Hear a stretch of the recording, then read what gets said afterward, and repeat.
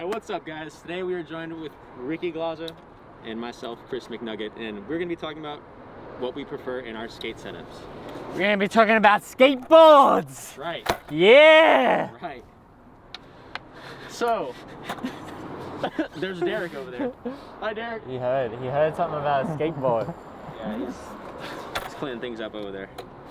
So, what's cool about skateboarding is there's many choices you can make.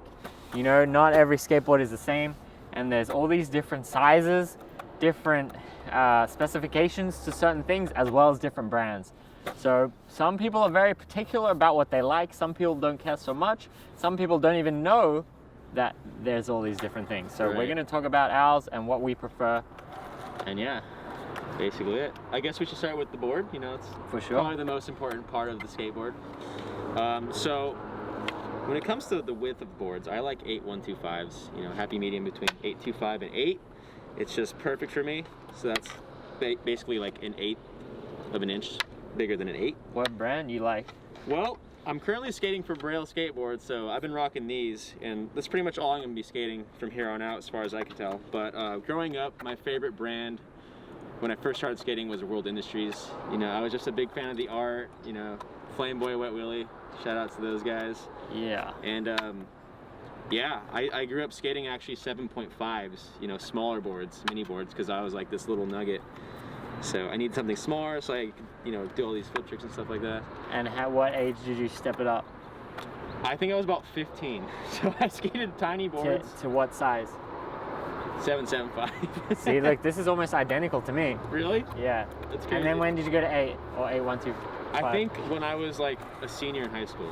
When I was like 17. Yeah, I graduated when I was 17, and that's when I was like, all right, it's time to move up to the big boys. Because I was always like a small kid growing up. Yeah. So I, you know, skated smaller boards. Yeah, nice. But now I ended up at 8.25 or 8.125. I'm sorry. So my experience with boards is almost identical. I currently skate 8-inch, and my favorite board is, of course, Ricky Glaza Pro Model Folklore skateboard. I had to get a new one just to show you my pretty face because this one is a little bit worn. Yeah. But you know, these are available. You can buy them in the Braille store. If you're in Australia, you can buy them at folklore.com.au. So you should check it out if you're interested. Somewhere down there. Check it out. But what I used to skate as a kid is I used to skate 7.5 too, because I was so young, you know, little kid. Right. I want to have a smaller board. Then I probably switched. My friends finally convinced me to switch to 7.75, maybe when I was like 16 or a little bit less, 15, 16, exactly like what you said. Uh-huh. And then I stepped to 8 maybe when I was like 18, around there. Wow, we have like the same timeline. Yeah, That's except you went for the 8.1, blah, blah, blah, however many numbers. I like to keep it clean. Yeah, 8. 8. One number. Baby. No more numbers, just one number. Maybe that's the secret of hard flips. You just need that extra 8. Damn, that's true. But yeah, you know, and so, you know, I think one thing that people overlook of the skateboard is people's shoes, because to me, shoes are part of the skateboard, kind of. And people say to me, "Oh, what size shoe are you?" And then I say I'm US 12.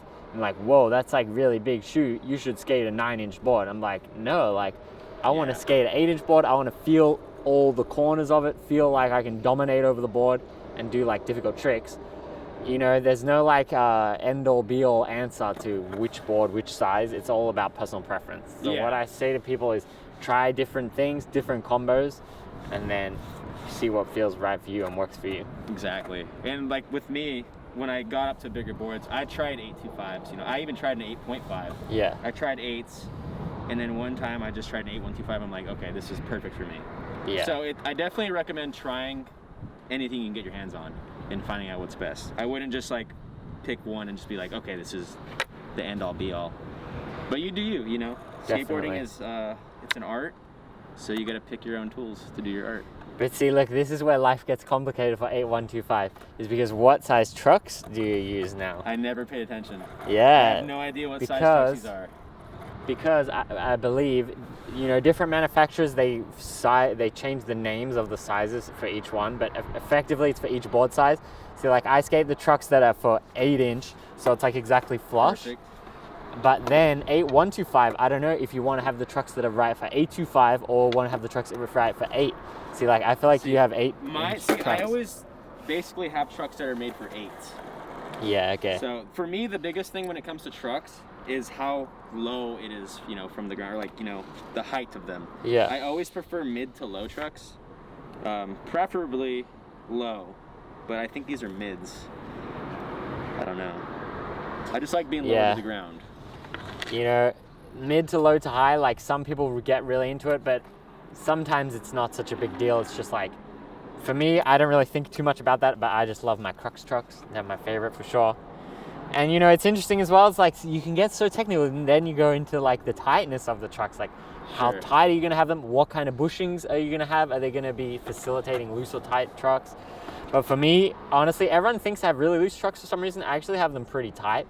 Like, it depends what I'm skating. I will sometimes tighten and loosen them, but typically I will have them really tight, and just with the idea of I'm going to skate a ledge, I'm going to go in this straight line, skate the ledge, land in a straight line, and I'm not like whipping around. And then if I want to skate some transition, maybe I'll loosen them like a little bit, just to have a bit more freedom. But I generally have them pretty tight.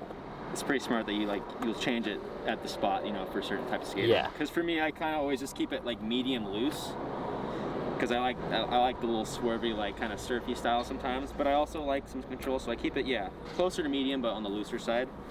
And the reason why I like lower trucks is because the lower you are to the ground, the quicker that snap is. And I got little T-Rex legs, so I gotta get that quick snap, you know? So this is where it gets even more technical, because maybe you say, hey, I like this width of the board, I like this brand and shape of the board. But then, like what Chris is saying, he's thinking about how his board works with his trucks and his body when it hits the ground. So that's even more things to think about. It's like maybe you like one board, you put your trucks too low or high, and then it feels weird again. So there's so many different things that you can be thinking about. But as well, you know, you just step on a skateboard and be like, this is nice skateboard, I like skateboard, I do trick, you know. But some other people, they really want to get into the nitty gritty and really think about it. And, you know, it can have a lot of advantages to both, right? Yeah. What's nice too is I always grew up skating janky setups. So I honestly am fine skating whatever setup comes my way. But obviously we have preferences because we want to be at the top of our game most of the time. Yeah. So I feel like that too. Like I'm comfortable skating whatever. Like sometimes I'll even be trying a trick and maybe my bolts get loose and the truck is going like this. And I'm just like, I don't want to tighten this right now. I just want to land the trick. And then I'll be like, all right, I got to account for like how bad this feels or something. You know what I mean? That happens at least once every setup. I think that's good for you. Like, then, you know, you put your skills into something else that feels weird, like ripstick or random board or whatever. And you're like, oh yeah, I remember how this feels. Like, it's all good. I know how to adapt. So I think that those adapting skills can be pretty good. You know, if you only ever skated smooth ground, perfect setups all the time, like, you kind of like missing out a bit of the like adapting. Right. I think adaptation in all of life is key. So specifically in skateboarding, it's key. But don't even get me started with the wheels, because they also make a difference. Well, see, the wheels is maybe even the most technical, and probably the one I know the least about. So now we got this thing called durometer, right? Yeah. Durometer? It's a durability like rating, right? So as far as I understand, it's like the way they make the urethane has different ratings, and they use those numbers to determine whether it's harder or softer urethane. That's my basic understanding. Okay. So I tend to skate 99A or 101A, but honestly, if you gave me a blindfold and some 101As and a blindfold and some 99As, there's no way I could ever tell you the difference.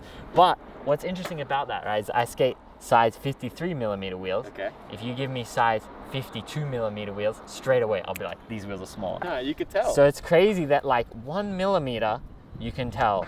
And that's what's interesting about skating, is you can just be like so in tune with how things are meant to feel, that when you have a lot of experience, you can tell the difference between the sizes. For sure. But yeah, I like 53s. I think it's like the nice balance of like the wheel is a little bit big enough to facilitate rougher ground, skate some transition, but then it's still just like a nice like street size wheel for tech tricks. Cool. I always like smaller wheels, so I like, you know, anywhere between 49 and 51 millimeters. 49? Yeah, I like them really small because, like I said, like, you know, I like to be lower to the ground. The smaller wheels are, the quicker that snap is, like I was saying. And if you don't really have like an idea of what a millimeter is, apparently it's the thickness of your pinky nail is like 1 millimeter. That's what I heard. Yeah, that seems right. So I like about 5 pinky nails thickness smaller than yours.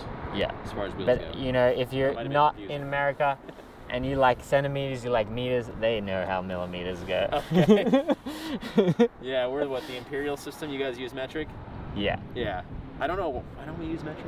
But see, it's interesting that you use millimeters in this situation. You don't say like inches or whatever. I mean, I'm all about the metric system. It makes way more sense. The scaling. Imagine if they start measuring wheels in inch size. See, like, why is the deck 8 inch and then the wheels are 53 millimeters? Doesn't make sense.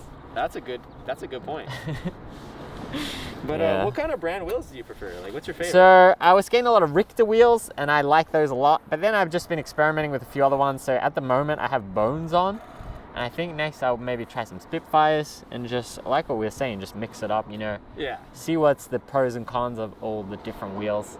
And it kind of depends what you're looking for as well. Like, some people, typically the way it works is the harder the wheel, the more it will slide. Mm-hmm. Then the softer the wheel, the more it will grip. More grip, yeah. So if you're taking a sharp corner, you want to have really soft wheels that will grip onto the ground and not slide out. But then if you want to do a lot of reverts, a lot of like technical tricks like that, maybe you want to have harder wheels to like easier to get it around. So I tend to have more hard wheels. Same. Just in the way that I skate. Yeah, I like power sliding, nugget slides, booger slides, you know, all those slides. But yeah, right now I'm just skating the Braille wheels. They're kind of a prototype right now, as far as I know. I don't even know if I should be revealing this. But my favorite wheels growing up were always Bones and Spitfire Formula 4s. Yeah. But these are doing me pretty well. I think it's probably time for some new ones, but... And what ABEC are your bearings? I don't even know, to be honest. Like, bearings I don't pay attention to at all. I tell you what's a fun thing to do with your skateboard is clean your bearings. Take your wheels off, pop your bearings out, get some, what is it, turpentine? I don't know what you call it here, methylated spirits, acetone, put it in the plastic container, get an old toothbrush, clean the bearings, pop the shields off, scrub them, put them back in, put some speed cream or whatever lubricant you like, and then mechanic vibes. Boom, new bearings. It actually, what's cool is it's actually like getting new bearings. But because bearings are not so expensive, people just tend to buy new ones like all the time. But you know, you could, if you really wanted to, you could make your bearings last like literally forever. You just like keep cleaning them, take care of them. Now I'm feeling kind of wasteful because, like you said, they're so cheap that whenever I just mess up my bearings, I just buy new ones. Or I get new ones, you know. They just need some love. But yeah, I used to do that all the time as a kid, and it was good fun, you know. As you can I see, enjoyed it. My shields are popping. This one's trying to come out. My shields are trying to escape there. Look at that.